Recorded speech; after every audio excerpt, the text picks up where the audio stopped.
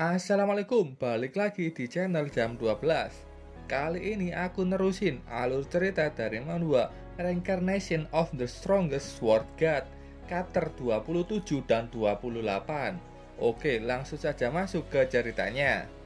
Sebelum mulai, sesuai saran kalian di komentar, mulai kali ini aku hanya akan membuat alur cerita versi manhwanya saja dan menyelipkan beberapa detail dari novelnya. Oke, lanjut.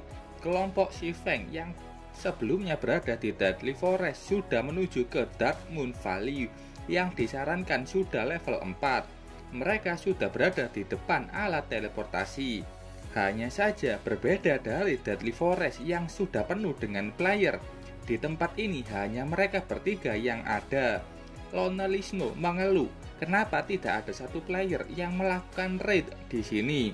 Kata Shifeng, player lain masih terpaku dengan Deadly Forest yang masih level 2 dan hanya beberapa orang yang akan berani menantang dungeon level 4 seperti mereka contohnya. Saat itu dari kejauhan ada yang berlari mendekati mereka sambil berteriak untuk menambahkan dirinya. Shifeng melihat nama orang itu dan namanya adalah Kola. Itu nama yang sangat akrab di telinganya. Shifeng langsung menyadari siapa itu Kola. Itu adalah Tyrant Bear, Guardian Knight rank 15 di Star Moon Kingdom. Yap, ini adalah wujud Kola versi manhwanya. Tampak Kola kecapean setelah berlari menuju ke arah Shifeng dan sepertinya dia juga kesusahan menemukan player lain di sini. Armornya sudah banyak bekas tebasan. Kata Shifeng, Kola ini selalu merasa tertekan di masa awal game God Domain karena gagal memenuhi ambisinya. Beberapa orang bodoh lain mengusirnya dari guild tingkat 3. Tapi kemudian Kola bergabung dengan guild Radiant Star. Kola mengubah namanya menjadi Tyrant Bear dan menjadi player terkenal. Shifeng tersenyum senang. Kola sekarang belum bergabung dengan Heaven Crow. Dan jika Kola bergabung dengan grupnya saat ini, dungeon raid akan lebih lancar. Kola mengatakan kalau dia sudah membersihkan monster di sepanjang jalannya menuju ke sini, tapi dia tidak bisa menemukan siapapun untuk diajak membentuk grup. Kola sangat senang melihat ketiganya. Blackie kaget mendengar kalau Kola membersihkan mob sendirian. Kola membanggakan dirinya yang bisa bertahan dengan sangat baik. Blackie melongo dengan seberapa banyak defense Kola. Begitu juga dengan Lona Lisno. Lona Lisno bilang ke Shifeng kalau Kola akan bisa menjadi tank yang sangat bisa diandalkan. Shifeng pun tampak sudah setuju dan sudah menekan permintaan party ke Kola. Shifeng mengundangnya masuk ke party. Setelah melihat kalau Kola akan menjadi tank mereka, Lona Lisno berteriak senang. Dia akhirnya bisa menjadi DPS karena dia sebelumnya dijadikan Shifeng sebagai tank. Padahal dia seorang swordman. Kola bertanya, bukannya mereka kekurangan seorang healer? Dia punya teman, tapi seorang oracle. Oracle ini juga salah satu kelas yang ada di game. Mereka juga bisa memberikan buff, tapi heal mereka tidak begitu bagus. Lona Lisno bilang, kalau oracle itu kelas yang punya healing terburuk dan kelas paling tidak berguna di antara semua kelas di God Domain. Berbeda dengan Shifeng, dia bilang kalau melihat healingnya saja memang bukan yang terbaik, tapi Oracle punya XP yang tebal. Skill khususnya adalah life payment, membuat mereka bisa mengubah damage yang diterima menjadi healing. Itu akan membuat tekanan pada tank berkurang dengan adanya Oracle di belakang. Kola senang mendengar Shifeng memuji seorang Oracle. Saat itu ada player yang bernama Drowsy Slot sudah bergabung dengan party Shifeng. Slot punya avatar yang bertubuh kecil seperti kurcaci dan membawa staf kayu setinggi tubuhnya. Slot berterima kasih sudah menerimanya ke tim. Dia sudah banyak ditolak dalam party. Bahkan sebelumnya di Deadly Forest, Slot banyak diusir dari tim. Slot berpikir untuk menghapus akunnya dan memulai ulang. Shifeng mengatakan Tidak ada kelas yang bagus atau buruk. Yang terpenting itu adalah orang yang memainkan karakternya. Party 5 orang sudah terbentuk. BTW ini melengkapi cerita di novelnya. Adanya munculnya Cola, Slot, dan harusnya ada satu player lain yang bernama Gluttonous Mouse, kelas Summoner. Lanjut, kelimanya sudah masuk ke dungeon Dark Moon Valley. Di dalam situ sudah banyak menunggu monster tipe Gnome level 3. Mereka sudah lama menunggu adanya manusia yang masuk ke situ. Cola sebagai tank sudah langsung maju memberikan serangan Shield Strike menghantam Gnome yang sudah berkumpul. Cola tersenyum senang dengan hasilnya. Dia juga menggunakan skill Taun yang bisa memprovokasi monster dalam radius 9 meter. Dia melakukan itu tepat di tengah-tengah kumpulan Gnome. Lonely Snow sudah menunggu menjadi DPS. Lonely Snow menggunakan skill barunya Whirlwind Slash. Dia menebas ke depan. Tebasannya menghasilkan tebasan angin yang mengenai banyak Gnome di depannya. Blackie juga menggunakan skill barunya Hell Flame. Itu adalah skill area yang sangat kuat.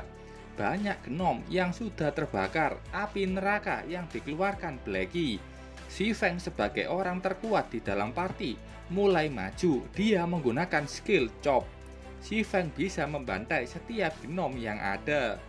Blackie senang mengetahui kalau dungeon ini sangat gampang dan Gnome ini sudah mulai berlari kabur ketakutan. Di sini Blackie juga naik level 3. Cola melihat kalau Gnome mulai menjatuhkan banyak sekali pecahan ore. Itu info saja. God Domain hanya monster level 3 ke atas yang akan menjatuhkan buku keterampilan dan juga peralatan tingkat perunggu. Meskipun itu peluangnya hanya 10.000 banding 1. Keduanya sangat senang sudah masuk ke dalam tim Si Feng. Tapi setelah itu keduanya menoleh ke atas karena langit-langit itu tiba-tiba menjadi gelap. Ada robot besar mendarat di depan mereka.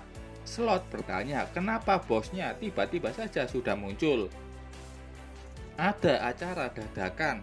Robot itu dikendalikan Hazard Gnome level 5. Dia punya skill pasif yang bisa mengabaikan 95% damage. Mereka ini munculnya sangat rendah dan akan muncul kalau player menyakiti saudara-saudara Gnome-nya. Party Si Feng sudah memenuhi syarat agar Hazard Gnome muncul karena mereka sudah membantai banyak Gnome sebelumnya. Bahkan Blackie pun menikmati proses itu. Blackie bertanya apa rencana untuk melawannya. Dia menoleh ke Si Feng dan melihat kalau Si Feng yang sangat kaget melihat kemunculan Hazard Gnome. Si Feng langsung berteriak ke timnya untuk segera kabur. Dengan perintah dari Si Feng untuk kabur, mereka langsung kabur dari kejaran Hazard Gnome. Hazard Gnome tidak membiarkan mereka kabur. Si Feng bilang begitu mereka sampai di pintu masuk dungeon, kita akan keluar dari area pengawasan Hazard Gnome. Si Feng di kehidupannya dulu juga kebetulan pernah bertemu dengan Gnome Hazard. Saat itu juga Si Feng menjadi pemimpin tim elit yang sedang grinding mencari drop ore. Setelah membunuh banyak sekali Gnome, Hazard Gnome muncul. Sama seperti mereka sekarang. Tim elit yang dipimpin Si Feng saat itu sangat senang dengan kemunculannya dan mengira musuhnya akan menjatuhkan item unik. Tapi sayangnya usaha mereka akhirnya menjadi bencana. Tim elit Si Feng langsung dibantai. Hazard Gnome berbicara dalam bahasa Gnome. Melihat mangsanya yang mulai kabur dari tangan robot sebelah kiri, bisa menembakkan peluru yang sudah menghujani party Si Feng. Mereka bukan hanya kabur, tapi sekarang harus bisa menghindari tembakan Hazard Gnome. Melihat tertawa, Hazard Gnome Blackie sangat kesal. Dia berbalik sebentar untuk menembakkan Dark Arrow. Serangan yang diandalkan Blackie itu hanya menimbulkan 1 damage. Bahkan robot itu tidak peduli dengan serangan Blackie. Blackie semakin kesal melihat serangannya hanya memberikan 1 damage. Si Feng memberitahu ke Blackie kalau robot itu punya damage reduction sebesar 95%. serangan itu hanya akan menggelidikinya. Si Feng menasihati untuk menghemat mana dan pakai saja skill crowd control. Blackie menerima saran itu. Dia sudah berbalik lagi. Kali ini Blackie menggunakan Evil Whip. Muncul banyak tanaman merambat yang langsung mengikat tubuh robot itu. Robot itu terjatuh karenanya, dan yang mengejutkan, damage yang dihasilkan Evil Whip ini menyentuh angka 46. Si Feng langsung menyadari itu, dan pasti robot itu lemah dengan skill berbasis tumbuhan. Si Feng menghentikan lari kelompoknya. Si Feng baru saja menyadari kalau bosnya lemah terhadap skill berbasis tumbuhan, dan sekarang waktunya kita balas dendam. Rencananya simpel. Mereka akan mengulur waktu, dan Blackie akan bertugas memberikan damage dengan menggunakan skill Evil Whip. Semua orang yang akan mengurus agronya mendengar perintah dari si Feng. Lona Lisno yang pertama maju. Tidak mau menghabiskan banyak waktu, Lona Lisno sudah di depan robot itu dan menggunakan Whirlwind Slash. Damage-nya hanya 1, padahal itu harusnya menjadi skill yang sangat kuat. Tapi berkat skill itu, robot Hazard Gnome mengalami pusing. Blackie sebagai damage utama menggunakan Evil Whip sekali lagi, dan itu mengurangi banyak XP dari robot Hazard. Itu berkurang hingga setengahnya. Hazard Gnome tahu siapa yang punya damage besar dan menjadi ancaman. Dia ingin menghabisi Blackie yang menjadi pusat masalahnya. Tapi saat itu Kola sudah melompat ke atas langit, bersiap menghentikannya. Woi kaleng, aku adalah lawanmu. Kola memberikan skill Divine Strike tepat ke kepala robot Hazard Gnome. Divine Strike adalah serangan dahsyat yang disertai Divine Power, menghasilkan 130% physical damage dan meningkatkan nilai agro target terhadap penggunanya. Berkat serangan itu, agro Hazard Gnome pindah ke Kola sepenuhnya. Robot itu sangat marah ke Kola dan langsung memberikan serangan kuat yang bisa ditahan perisai Kola. Serangan itu bahkan mengurangi XP Kola hingga setengah. Kola tidak menyangka kalau serangan itu akan sangat kuat. Blackie sudah menyiapkan mantra Evil Whip. Tanaman merambat sudah muncul, kembali menyerang Hazard Gnome. HP-nya tinggal sedikit. Kola terus dijadikan mangsa. Hazard Gnome mengejarnya sambil menyerang. Kola meminta heal, kalau tidak dia akan segera mati setelah satu serangan lain. Slot sebagai oracle hanya bisa menyembuhkan sangat lambat. Dia hanya melakukan sebaik mungkin. Saat itu si Feng bertindak. Dia sudah melompat sambil mengatakan biarkan agronya berganti ke dirinya. Si Feng menggunakan Abyssal Bind. Rantai mulai mengikat pergerakan Hazard Gnome, dan dengan itu Kola bisa kabur dari kejaran Gnome. Si Feng meneruskan serangannya, kali ini dengan Thundering Flash. Si Feng memfokuskan serangannya ke perut robot itu. Serangan lain sudah mendarat ke perut robot itu. Hazard Gnome sangat marah ke manusia yang menantangnya. Si Feng berlari menjauh menggunakan Gravity Liberation. Dengan itu kecepatannya sudah meningkat. Si Feng menghindari setiap tembakan dari Hazard Gnome terhadapnya.